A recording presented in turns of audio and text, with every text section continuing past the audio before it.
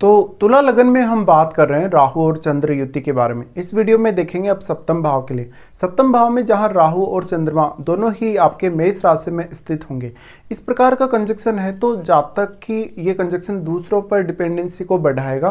साथ ही आपको हो सकता है कि जीवन साथी से बहुत ज़्यादा एक्सपेक्टेशन हो सकते हैं। यहाँ आप अपने प्रत्येक रिश्तों में बहुत ज़्यादा इमोशनल देखेंगे अपने आप को।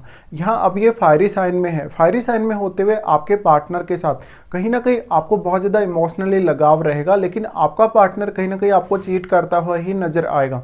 हो सकता है कुछ समय के लिए आपका पार्टनर आपको दिखावे के रूप में अपना जो कहीं ना कहीं एक फेक स्थिति है वो दिखा सकता है आपके रिलेशनशिप के मामले में या आपके लव के मामले में। लेकिन यहाँ पर आपको हमेशा ही जो भी लोग आपके कांटेक्ट में आएंगे या जिन लोगों के साथ भी किसी भी तरीके से आप पार्टनरशिप करेंगे, उनसे बहुत ज़्यादा सावधानी रखनी होगी।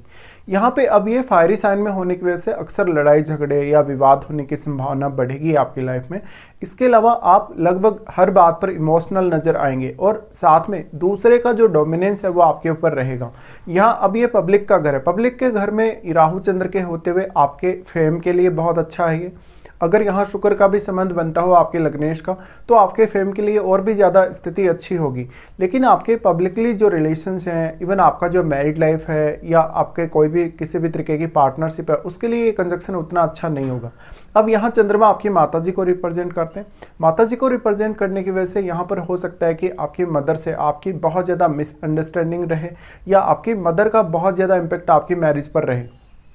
चंद्रमा यहाँ पे हैं तो जातक हमेशा कहीं ना कहीं दूसरों के अकॉर्डिंग चलने वाला होगा या दूसरों पर वो बहुत जल्दी ट्रस्ट कर लेगा या हर किसी की बात को मान लेगा, क्योंकि आपके लगन में केतु भी स्थित होंगे। केतु के स्थित होते हुए आप बहुत ही क्विकली ये फैसला नहीं ले सकते कि सामने वाला आपके अगेंस्ट है या वो आपको सपोर्ट करना चाहता है। हमेशा आप दूसरों को बहुत ज़्यादा फॉलो करेंगे, साथ ही साथ आप दूसरों की हेल्प करने वाले होंगे।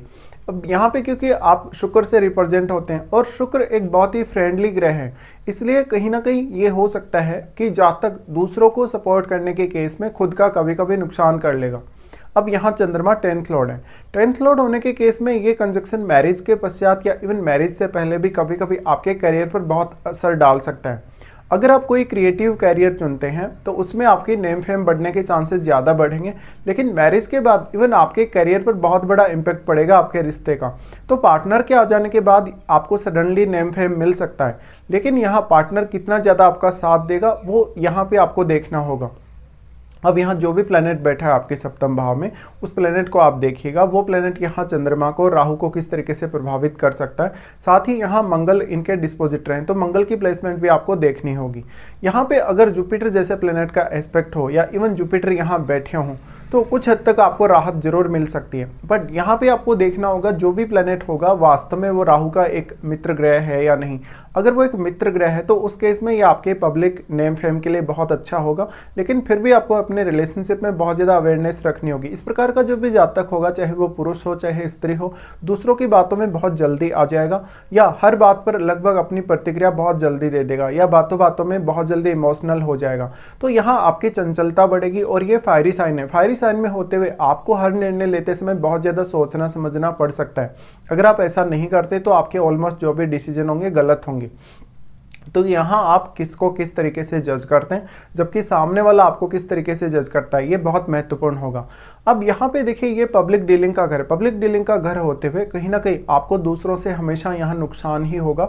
भले ही आप कितने भी ज़्यादा एक्सपेक्टेशन लगा लें सामने वाले पर्सन से कि सामने वाला पर्सन आपको यहाँ सपोर्ट करेगा, बट एक्चुअल में ऐसा होगा नहीं। जो एंड में जो रिजल्ट होगा वो आपके अगेंस्ट ही होगा ज़्यादातर केस में। अब चंद्रमा यहाँ 10th लॉर्ड होने के केस में आपकी अपेक्षाओं को लगातार बढ़ाते रहेंगे, आपको काफ़ी इमोशनल करेंगे। और ऐसा जातक कहीं ना कहीं अगर वो क्रिएटिव कैरियर चुनता है या वो चंद्रमा से रिलेटेड कोई भी प्रकार का प्रोफेशन चुनता है या कोई भी प्रकार का ऐसा बिजनेस चुनता है, उसमें वो जरूर सफल हो सकता है, लेकिन ओनली इंडिविजुअली। यहाँ पे अब आपको देखना होगा दृष्टियों के हिसाब से भी। आप अगर यहाँ देखेंगे तो राहु का दृष्टि सबसे पहले आपके 11th हाउस पे ही पड़ेगा। अब चंद्रमा के साथ अगर राहु बैठे हो तो वो आपको धन संपत्ति को लेकर एक्सपेक्टेशन काफ़ी बढ़ाएगा, और यहाँ राहु आपके लगन को और आपके 11th हाउस को कनेक्ट कर रहे हैं 7वें भाव से। इसलिए आपका अगर कोई इंडिविजुअल बिजनेस हो उससे आप काफ़ी ज़्यादा अर्निंग्स कर सकेंगे और उस बिजनेस की वजह से काफ़ी नेम फेम भी हासिल कर सकेंगे। साथ ही साथ ये राहु आपके नेटवर्क को काफ़ी ज़्यादा विस्तार देगा, लेकिन नेटवर्क के साथ डील करना आपके लिए उतना आसान नहीं होने वाला। तो अक्सर लोग यहाँ आपका फ़ायदा उठाएंगे, आपकी धन संपत्ति का या आपके अदर जो भी स्किल्स हैं उनका भी। राहु का दृष्टि जो 11th हाउस पर है वो आपको पैसे के लिए लालच दे सकता है, बहुत ज़्यादा एक्सपेक्टेशंस दे सकता है, इवन पार्टनर से भी बहुत ज़्यादा एक्सपेक्टेशंस दे सकता है। राहु की दृष्टि 11th हाउस पर है तो जातक किसी भी तरीके से धन या संपत्ति प्राप्त करने के लिए देखेगा, लेकिन अगर वो कोई भी बड़ा नुकसान करता है अपने किसी भी निर्णय की वजह से, तो यहाँ जातक को बहुत ज़्यादा रियलिस्टिक रहना होगा और उसको प्रैक्टिकल वे में सोचना होगा। राहु और चंद्रमा दोनों का ही दृष्टि फिर आपके लगन पर पड़ेगा, जहाँ आपके लगन में केतु स्थित होंगे। अब आपको यहाँ ये देखना है कि राहु का एक सीमा तक ही प्रभाव केतु पर रह सकता है, क्योंकि राहु और केतु के मध्य 180 डिग्री का जो एंगल है वो हमेशा ही मेंटेन रहेगा हर कंडीशन में।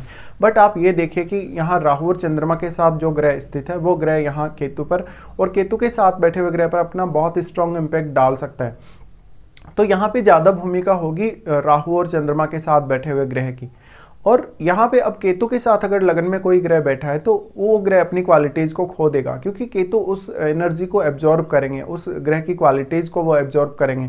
इसलिए अब आपके लगन में बैठे हुए ग्रह के लिए भी आपको ज़्यादा मेहनत करनी होगी और उन भावों से रिलेटेड किसी भी प्रकार का रिजल्ट प्राप्त करने के लिए भी ज़्यादा मेहनत करनी होगी जिन भावों का वो ग्रह आपका स्वामी है। अब यहाँ पे आपके लग्नेश का और इवन आपके सप्तमेश का जो रोल होगा बहुत ही महत्वपूर्ण होगा। साथ साथ में जो ग्रहों का भी संबंध सप्तम भाव से उनको आप जरूर देखिएगा। साथ ही फिर राहु का दृष्टि पड़ता है आपके 3rd हाउस पे।